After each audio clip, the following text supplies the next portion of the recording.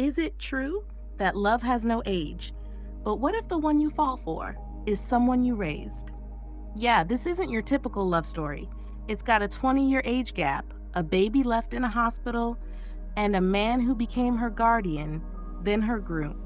Two souls, one wild, unforgettable journey. Wrong? Maybe. Fated? Definitely. Let's start where love wasn't supposed to happen, but did. In the heart of Los Angeles, where the sun kissed the city and dreams whispered through traffic lights, lived a young man named Matthew Carter. At only 21, he was already someone the world called a future billionaire, tech mogul, investor, quiet genius. But what the world didn't know was that Matthew's greatest fear wasn't failure, it was emptiness. The kind that echoed through his penthouse each night when the city went to sleep. He had no siblings. His parents had moved across the country, chasing retirement sunsets and peace far from their driven son. Matthew wasn't bitter, just lonely. And then, one strange afternoon, the course of his life shifted forever. It was supposed to be a short hospital visit. A college friend had fractured a leg in a scooter accident. Matthew, loyal by nature, came by to check in. But fate had other plans. As he walked through the corridor, a cry caught his attention. Not just any cry. It was raw, full of abandonment. Drawn by instinct, Matthew followed the sound to a quiet room in the pediatric wing. There, in a tiny crib wrapped in a thin blanket, lay a 1-year-old girl. No parents, no toys, just fear in her eyes. A nurse nearby whispered, her family left her, said they'd return. It's been 3 days. Matthew didn't say a word. He stepped closer. The baby looked straight into his eyes and stopped crying. Was this destiny or something else entirely? 3 sleepless nights and a pile of legal paperwork later, Matthew stood outside that same hospital with a baby girl in his arms. She was now his daughter. He named her Mona Lisa. Not because he liked art, but because when she smiled, rare and subtle, it felt like a secret the world didn't deserve to know. He wasn't ready. But something inside him whispered, this is where your real story begins. He brought her home, hired a full-time nanny, set up a nursery in his spare office. He canceled 2 international deals just to stay home and learn how to warm bottles and hum lullabies. For a man who once measured success by stock charts, Matthew began measuring joy by baby giggles. Years passed. Mona Lisa grew into a witty, fearless little girl. She had curly brown hair, eyes like melted chocolate, and a laugh that could heal broken bones. She called him Maddie before she even learned to say daddy. Their bond? Unbreakable. From movie nights with popcorn on the floor to birthday cupcakes with her name in pink icing, Matthew wasn't just raising her, he was rediscovering himself. She gave his life color, purpose, meaning. But what happens when love evolves into something even deeper?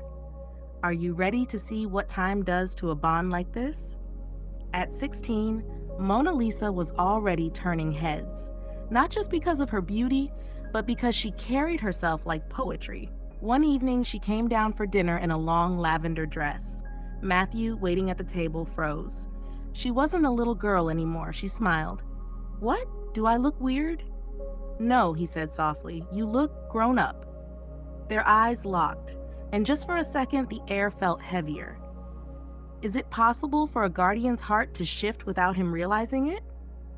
When Mona Lisa turned 18, Matthew rented out a rooftop garden overlooking downtown Los Angeles. Just the 2 of them. Lights, soft jazz, her favorite strawberry cheesecake. She twirled in her blue dress, laughing, her hair catching the wind. He watched her from a distance.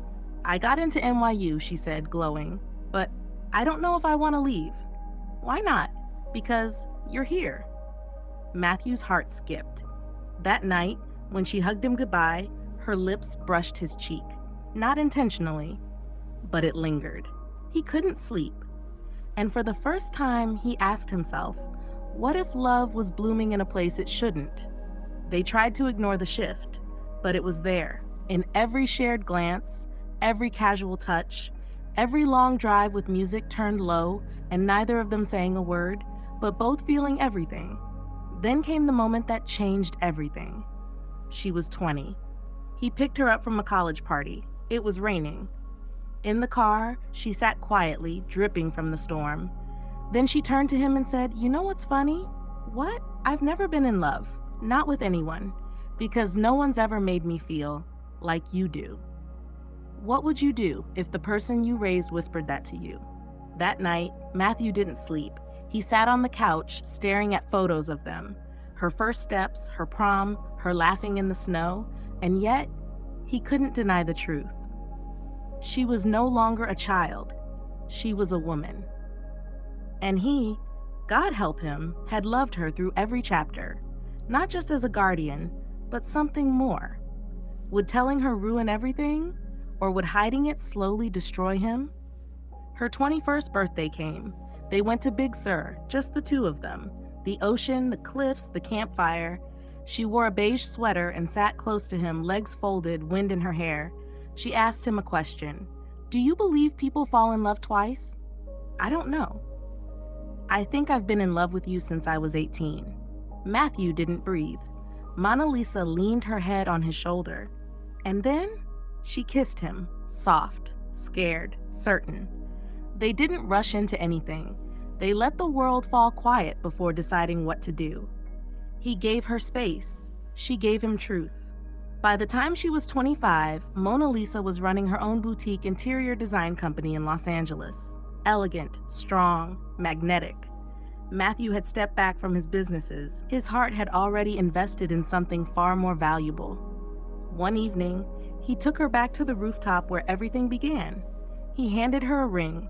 No box, just a ring on his palm. "I don't care what the world calls us. I just want a life that feels like us." She laughed through her tears. "I've wanted this since I was old enough to understand what love meant." They married barefoot in Malibu. No headlines, no cameras, just vows whispered under twinkling lights. Matthew kissed Mona Lisa, the girl he'd once found in a hospital crib, now the woman he called home. And the world? It didn't need to understand. Because love, real love, never asks for permission. But tell me this. If love finds you in the most unexpected way, would you trust it?